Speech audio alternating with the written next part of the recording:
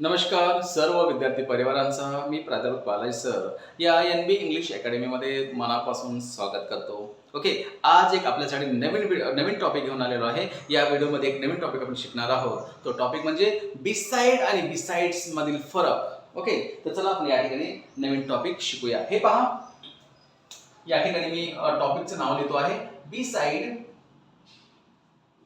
आणि besides.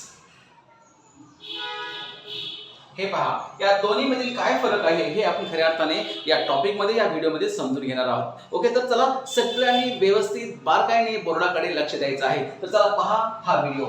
Beside म्हणजे याचा अर्थ आपण म्हणतो नेक्स्ट टू. नेक्स्ट टू म्हणजे मराठीमध्ये आपल्याला म्हणूया च्या बाजूला.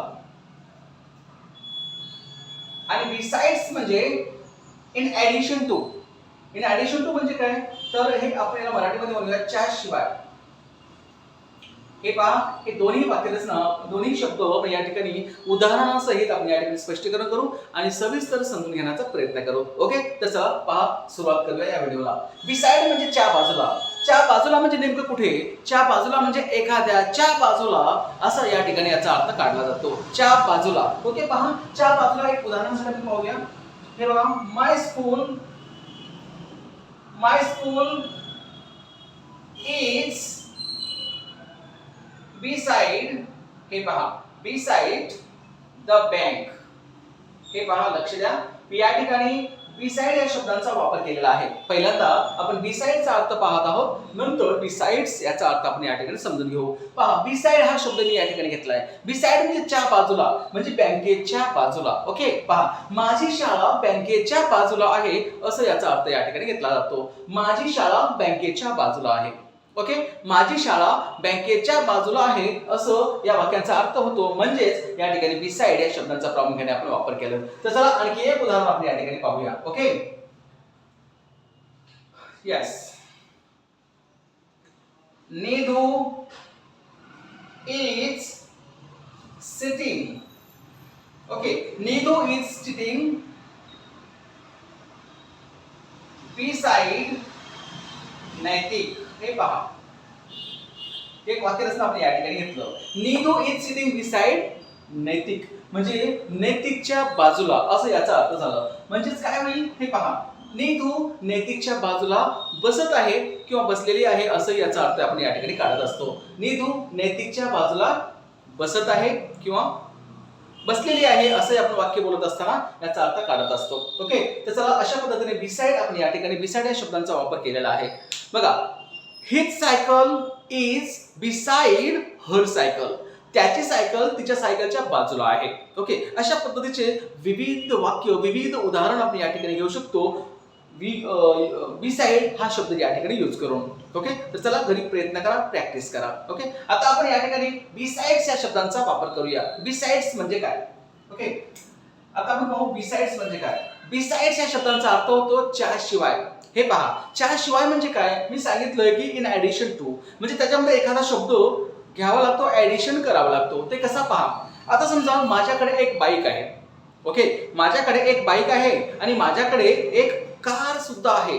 बाईक तर आहेच आहे, पण याच्या व्यतिरिक्त अनेक कारही माझ्याकडे आहे. ओके, मग या वाक्यामध्ये माझ्याकडे बाईक आहे आणि कारही आहे हे दाखवायचं आहे. मग कसं दाखवता येईल हे पहा, एक उदाहरण आपण या ठिकाणी घेतो.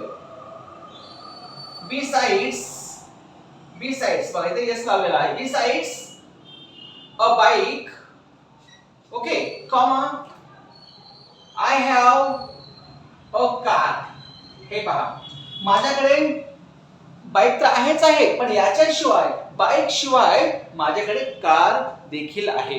कारही माझ्याकडे आहे, असं या वाक्यातून दाखवलं जातं. I have also a car असंही बोलता येतं, no doubt, but actually I have a car it is also correct.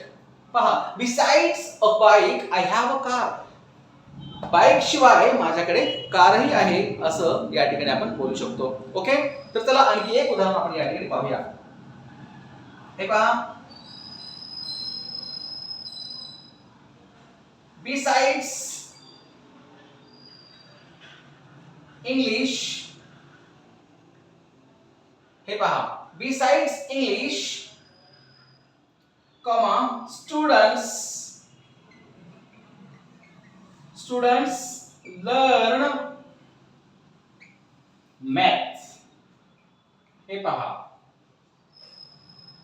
हे पहा, लक्ष द्या. आता वाक्यामध्ये काय सांगितलेलं आहे की विद्यार्थी इंग्रजी शिकतात, पण इंग्रजी शिवाय बिसाइड्स इंग्रजी शिवाय विद्यार्थी गणित सुद्धा शिकतात, गणितही शिकतात. म्हणजे विद्यार्थी इंग्रजी शिकतात आणि गणितही शिकतात. म्हणजेच काय झालं, विद्यार्थी इंग्रजी शिकतात, इंग्रजी शिवाय मॅथ्स देखील या ठिकाणी शिकतात, असं या वाक्यांचं अर्थ झालेला आहे. पहा, हेच वाक्य कसं करता येईल.